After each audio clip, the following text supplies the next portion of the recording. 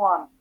Hi, today is December 16th, and got to get that out of here from previous recording. We are going to be talking Reconstruction today and working on our Chapter 21 essential question. So the word is Reconstruction. It is capitalized because it's a time period. So it's a period of time in which the southern states were rebuilt and brought back into the Union. So that's our vocab word today. Box number 3 is a little different. We haven't done this one before. This is a sum it up in your own words. So what you're going to do is you're going to read this a couple of times to yourself, and then you're going to cover it up. Don't look at it. That's the big mistake we all make when we are rewriting something in our own words. I've done it too, is you leave it sitting there and then you kind of, rewrite it in your own words. The problem is we always, and I do this, we always think, wow, they wrote it so well. It sounds so good. How can I make it any better? Well, the thing is, it's fine how it is, but you need to put it into your own words so that you think about what do you know about it? How are you understanding it? How are you synthesizing it? Could be another more fancy way of saying that. So I really want you to read it a couple of times and then cover it up, close, move this away so you can't see it, and then rewrite it. And it's okay. It doesn't have to sound amazing, but it has to be in your own words. They say that if you take more than 10% of the words, so you could only take about two words out of this, and the rest has to be your own. Anything over 10% is copying, plagiarizing. So make sure you're putting this in your own words. It's good practice. We need this for other stuff we do in social studies, and you're going to need it for English when you do some research stuff and any other class. You want to put it in your own words. It's very simple just to copy and paste and then change a word or two here or there, but you're really not, and I'm really not then telling what you know about it. And you're not knowing yourself. You're just taking it. So please don't do that. Please practice with this very short one. Our target today is to complete at least half of your Chapter 21 essential question worksheet. So let's go ahead and head to that. You did get this on Thursday or Friday of last week. If you don't have it, go into the assignments folder in Schoology, and it will be in there, called the Chapter 21 Civil War Essential Question. All right? Our essential question for the Civil War was, what factors and events influenced the outcome of the Civil War the most? So this is a little different than we've done before. Instead of writing your own paragraph, you're going to be making my paragraph better. I created a paragraph, and it's right here, that essentially is well done in the fact that grammatically it's good. It follows the flow. It has the introduction with the three things I'm going to talk about, my 3 reasons to support the factors and events that influence the outcome the most. I've got the first reason right here, and I included what I thought, or what I included was evidence. And then I have my second one with more supposed evidence, and my third, and then I said in conclusion, and I restated them. So essentially, I have the basic stuff. What I don't have is any facts. I don't have events. I don't have names of people. I don't have dates. I don't have data. I don't have places. I don't have any of that stuff. So what your job is going to be to do is to take what I have created and make it better so that it actually does have that facts in it, that evidence. So for example, reason number 1. This was my first reason. The North had lots of factories and supplies that made it better than the South. Well, in here I said it had lots of factories and supplies. Well, this sentence does not tell me how many. It does not tell me how many more. I mean, lots of factories. Maybe the North had 10 factories and the South had 1. That would be a lot more, 90% more, in fact. But we know that's not true. The North had many more than that, and the South had to have more than 1. So the first evidence here is lots of factories. Like, you're going to probably find a number or a percentage that says how many factories. Maybe you could find out where the factories were or what they made. But you have to give us some details. You have to dig deeper about what is lots of factories. A silly example would be in Florida, they might say it gets really cold here. And they truly believe that. But what is cold?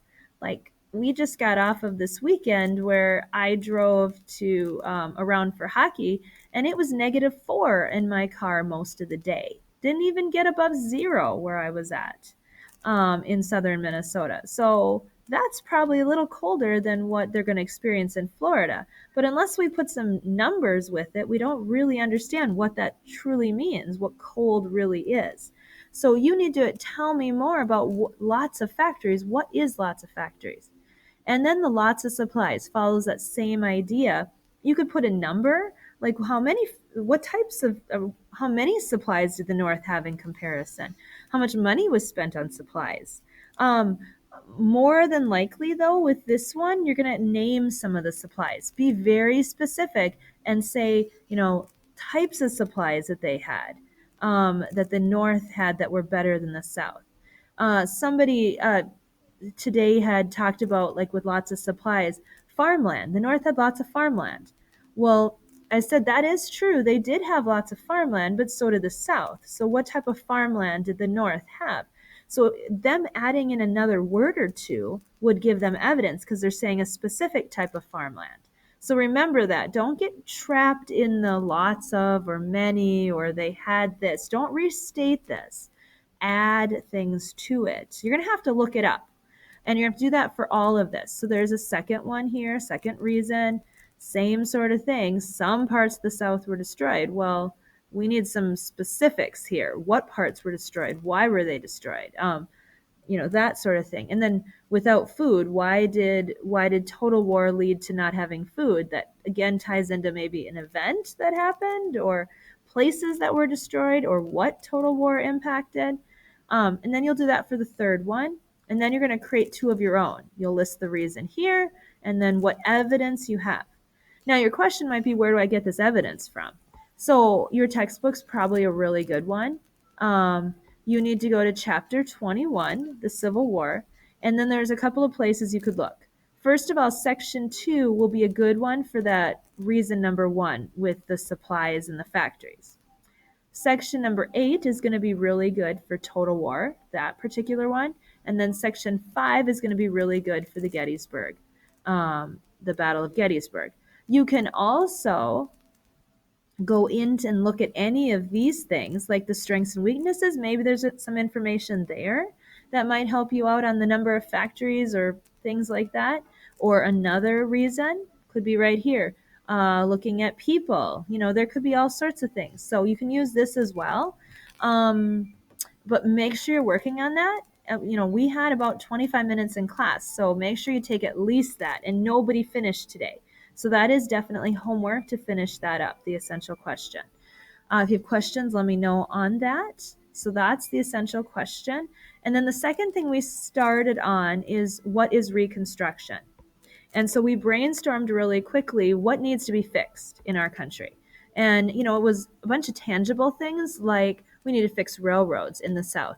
We need to fix the fields because fields were completely burned and destroyed. So we got to get growing cotton again.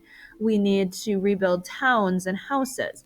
But I also mentioned some tangible things that you can see and build. We need to rebuild relationships between the North and the South. We need to rebuild the government. Because they've had a whole different country. Can those people run in this new government that's a part of the United States again? I don't know. So we have to rebuild some of those things too and fix those relationships. So here's what I want you to do. And you're going to put this on a sheet of paper for right now. You can transfer it over or staple it later. But I had everybody look up what the 13th Amendment was, what Freedmen's Bureau and Black Codes are. And then on this sheet of paper, they wrote down, they described it, what it was. And then over here, they explained was it positive or negative for freedmen, which is former slaves. And then you explain why it's positive or negative. So that's the only part. Now, it does go on. I don't want you to do that, though.